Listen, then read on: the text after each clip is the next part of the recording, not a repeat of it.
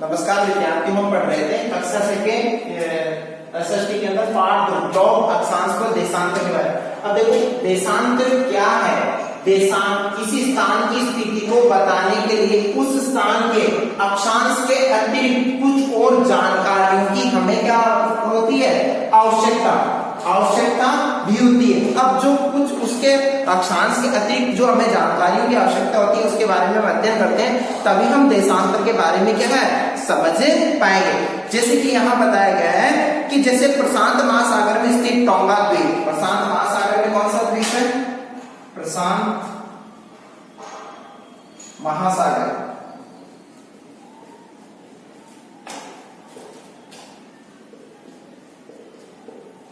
टोंगा द्वीप क्या बताया गया है, टोंगा द्वीप के बारे में बताया गया है कि टोंगा द्वीप एवं हिंद महासागर में स्थित मॉरिशस व हिंद महासागर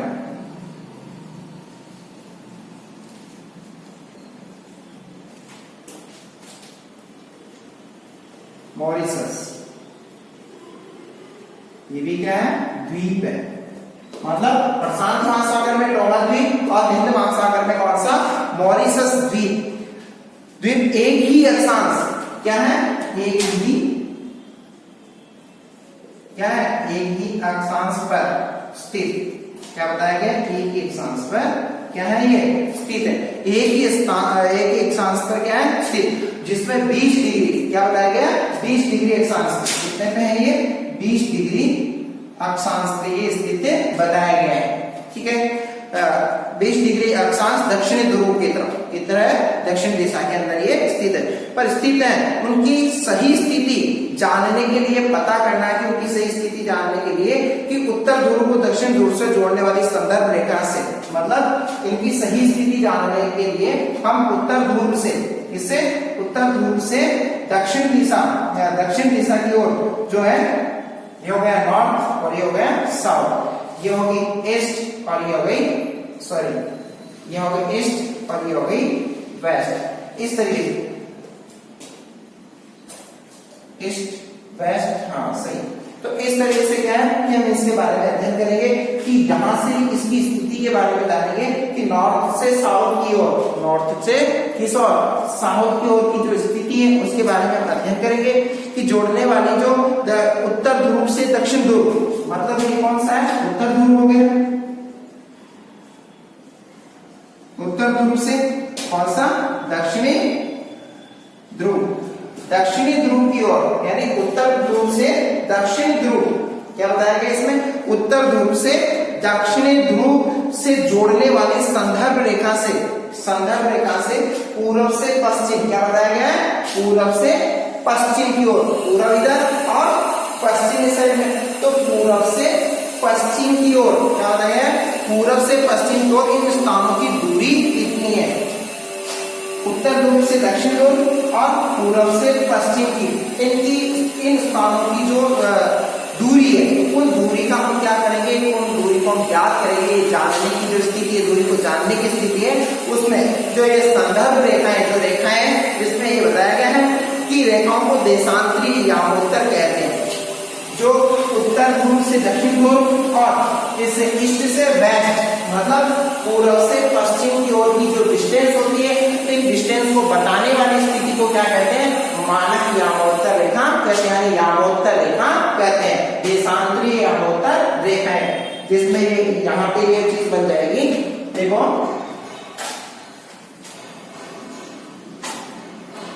नॉर्थ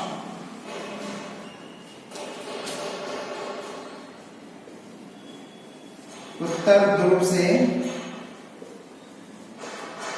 दक्षिण ध्रुव,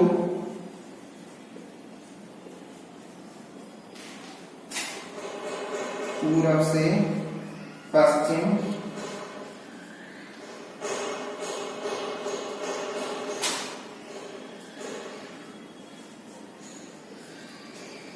संदर्भ रेखाओं की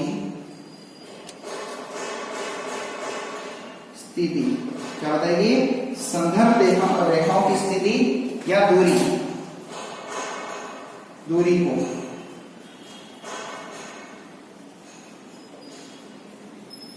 देशांतरीय देशांतरीय यामोत्तर देशांतरीय यामोत्तर कहते हैं।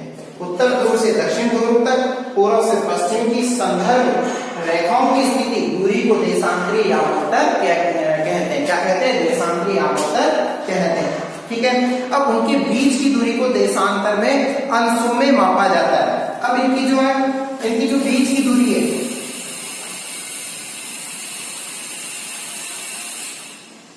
इनकी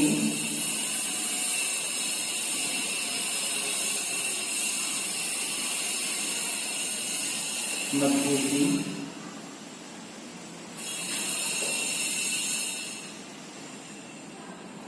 इनकी मध्य की दूरी अंशों में मापी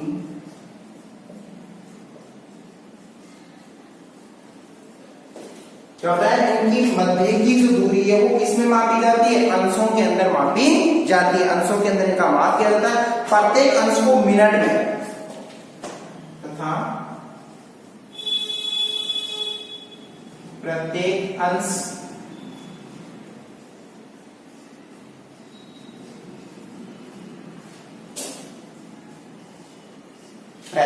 को क्या बताया गया? मिनट बताया गया। प्रत्येक अंश को मिनट में और मिनट को सेकंड में विभाजित किया है तथा वह मिनट को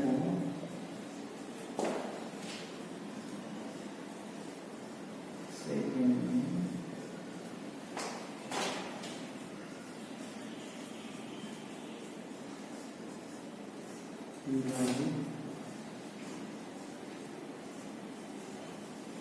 किया।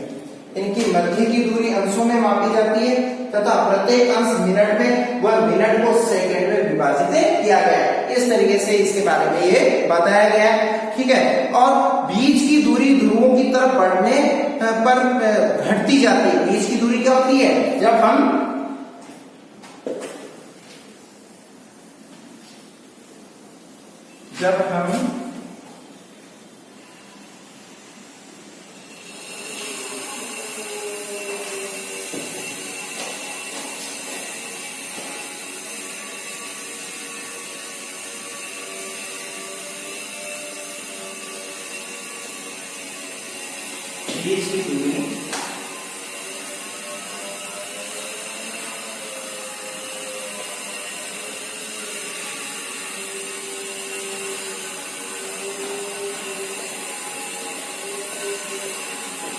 बीच की दूरी ध्रुवों की तरफ बढ़ने से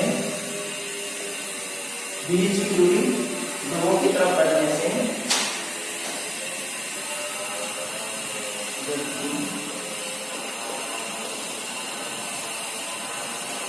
क्या बताया गया? बीच की दूरी ध्रुवों की तरफ बढ़ने से, यानी ध्रुव की तरफ हम बढ़ेंगे तो बीच की दूरी क्या हो जाएगी? घटती भी जाएगी, घटती भी चली जाती है। तरफ बढ़ने से घटती जाती है। ध्रुवों पर शून्य हो जाती है तथा ध्रुवों पर शून्य हो क्या हो जाती है? ध्रुवों पर शून्य हो जाती है। ठीक है। दूरी ध्रुवों की हो जाएंगे तो ध्रुवों पे जाने के पश्चात क्या हो जाएगी? वो दूरी क्या हो जाती है? बिल्कुल नगण्य हो जाती है, शून्य हो जाती है। सभी देशांतर यामोत्तर आपस में मिलती है। सभी देशांतर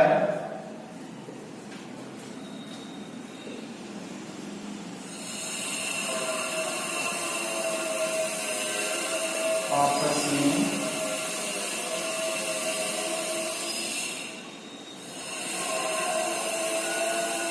सभी देशांतर यामोत्तर क्या करती है? आपस में मिल जाती है, आपस में मिलने का कार्य करती है। अब अक्षांश रेखाओं से भिन्न सभी देशांतरीय यामोत्तरों की लंबाई समान होती है। इसके बारे में अध्ययन करते हैं। ये उदाहरण आपको अपनी कॉपी के अंदर, नोटबुक के अंदर के तौर पे।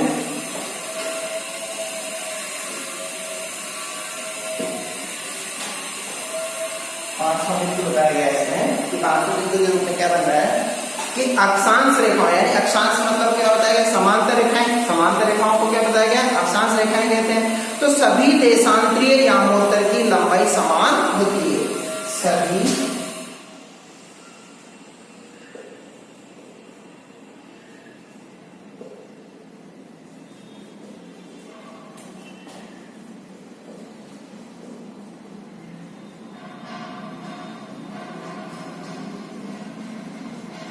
सभी देशांतरीय यामोत्तर की लंबाई समान।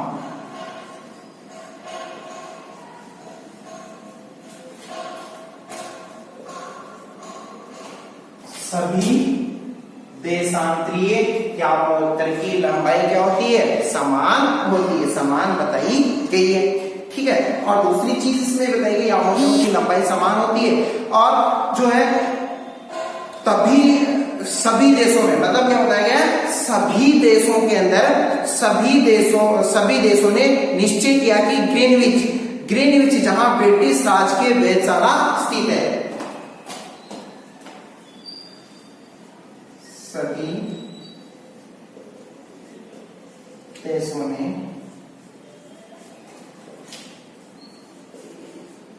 निश्चित किया क्या, ग्रीनविच जहां ब्रिटिश वेधशाला स्थित है। मतलब सभी देशों ने ये देख लिया जहां क्या है, ग्रीनविच, और ग्रीनविच के वहां पे क्या है, ब्रिटेन की वहां पे वेधशाला भी बनाई गई है, वेधशाला का निर्माण किया गया, वेधशाला स्थित है। और यामोत्तर से पूर्व और पश्चिम की ओर गिनती शुरू की जाए। क्या बताया गया है, यामोत्तर से पश्चिम से पूर्व की ओर गिनती शुरू की जाए। और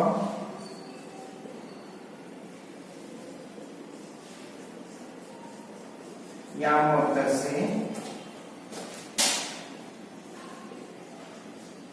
पश्चिम से पूर्व की ओर गिनती शुरू की जाए। तो इस तरीके से ये चीज बताई गई है कि इसके अंदर कि सभी देशों ने निश्चित किया, क्या निश्चित किया, कि ग्रीनविच जहां ब्रिटिश वेधशाला स्थित है और यामोत्तर से पश्चिम से पूर्व की ओर गिनती शुरू की जाए।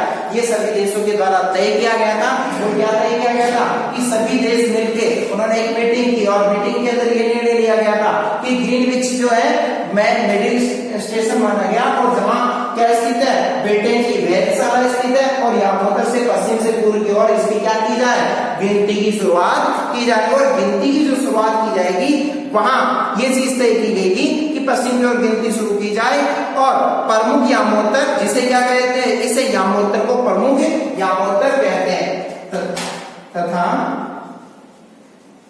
इस यामोत्तर को क्या बताया गया, प्रमुख यामोत्तर कहा गया है। मतलब तथा इस यामोत्तर को, ये यामोत्तर तो ही यामोत्तर रेखा है, लेकिन इसको महत्वपूर्ण यामोत्तर के रूप में भी स्वीकार किया गया है। तो इस तरीके से ये महत्वपूर्ण यामोत्तर के रूप में कार्य करती है। और यहां से हम 180 डिग्री पूर्व, किधर 180 डिग्री, और किस ओर जाएंगे, पूर्व की ओर। इधर क्या बताया गया, 180 डिग्री पूर्व।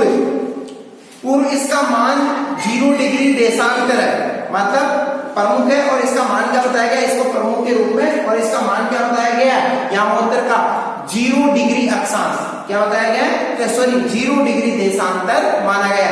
जो खड़ी रेखा है वो देशांतर होती है, जो ग्लोब पे, और जो आड़ी रेखाएं होती है वो क्या कहलाती है, अक्षांश रेखाएं कहलाती है। जो खड़ी रेखाएं हैं तो उसको देशांतर रेखा के रूप में, मतलब जो प्रमुख यामोत्तर है उसको 0 डिग्री के रूप में उसको व्यक्त किया गया है, और 180 डिग्री पूर्व या 100 डिग्री पश्चिम तक गणना करते हैं। मतलब इधर से 180 डिग्री पूर्व और 180 डिग्री ही किधर, पश्चिम, मतलब पूर्व की ओर भी कितनी करनी है, 180 डिग्री गणना करनी है, और पश्चिम की ओर भी कितनी करनी है, 180 डिग्री की गणना करनी है। गणना करते हैं और समान भागों में पूर्वी गोलार्ध पश्चिम गोलार्ध में विभक्त के लिए, मतलब किसको समान भाग में, ये पूर्वी गोलार्ध हो गया, इसको क्या कहेंगे, पूर्वी गोलार्ध, और इसको क्या कहेंगे, पश्चिमी गोलार्ध। इस तरीके से इनका नामांकन कर दिया गया। मतलब 180 डिग्री इधर चले गए, 180 डिग्री इधर चले गए, और इसको किस रूप में माना गया, पश्चिमी गोलार्ध, इसको किस रूप में माना गया, पूर्वी गोलार्ध के रूप में स्वीकार किया गया। इस तरीके से 180 डिग्री यामोत्तर मिलकर पृथ्वी को 2 समान भागों में विभक्त करता है। अब 180 डिग्री मिलकर पृथ्वी को 2 समान भागों में इसने विभाजित कर दिया। कितने समान भागों में, 180 डिग्री पूर्व पश्चिम, 180 डिग्री पूर्व, मतलब 2 भाग हो गए। पृथ्वी के कितने भाग हो गए, 2 भाग हो गए। देखो इसको हम ब्लॉक के माध्यम से समझते हैं कि पृथ्वी किस तरीके से 2 प्रमुख भागों के अंदर विभक्त हो जाती है।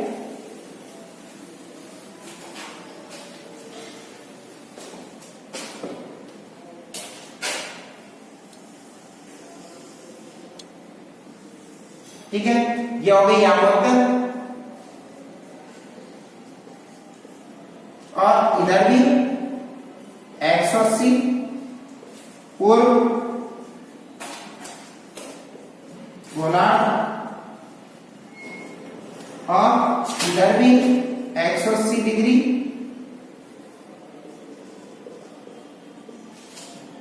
पश्चिमी गोलार्ध,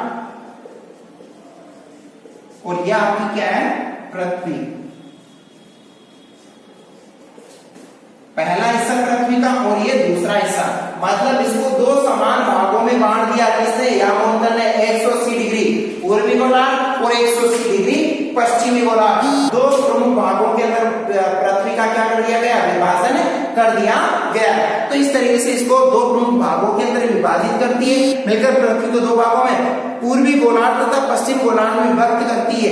और 180 डिग्री पूर्व 180 डिग्री पश्चिम यामोत्तर एक ही रेखा पर स्थित है। 180 डिग्री पूर्वी गोलार्ध, 180 डिग्री पश्चिमी गोलार्ध, जो कि किस पे स्थित है, एक ही रेखा, किस पे स्थित है, एक ही रेखा पे ये स्थित है, एक ही रेखा है। एक ही रेखा इनको क्या कर रही है, 2 समान भागों के अंदर विभाजित करने का कार्य कर रही है। ठीक है, और साथ ही चीज बताइए कि ग्लोब पर अक्षांश रेखाओं एवं देशांतरी यामोत्तर के द्वारा बनी ग्रिड को देखो। मतलब ये हमारी ये अक्षांश रेखा है, और ये क्या हो गई हमारी देशांतरीय रेखाएं। क्या हो गई ये तो हो गई देशांतर,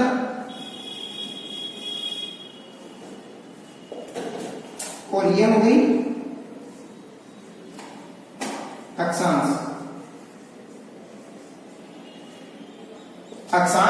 रेखाएं। ठीक है, अब जो अक्षांश रेखाएं ग्लोब पर आप पता आसानी से लगा सकते हैं कि किस रूप में लगा सकते हैं, कि आसानी से ये लगा सकते हैं कि उदाहरण के लिए असम में धुबरी, असम में कौन सी जगह है, धुबरी जो कि 26 डिग्री उत्तर अक्षांश में 90 डिग्री पूर्व देशांतर पर स्थित है। असम में जो धुबरी है वो 90 डिग्री अक्षांश पर स्थित है, यानी 20 डिग्री तो इधर स्थित, 26 डिग्री तो धुबरी पे स्थित है। यानी धुबरी जो है असम का जो जगह है वो धुबरी कहाँ पे है, 26 डिग्री उत्तरी अक्षांश पर और 90 डिग्री पूर्वी देशांतर पर स्थित है। अब उस बिंदु को देखें जहां से ये दोनों रेखाएं क्या कर रही है, ये दोनों ही रेखाएं एक दूसरे को काटती है, एक बिंदु धुबरी की सही स्थिति का हमें आभास करवाती है। ठीक है। और जो दूरी जो होती है इस तरीके से 1 2 3 4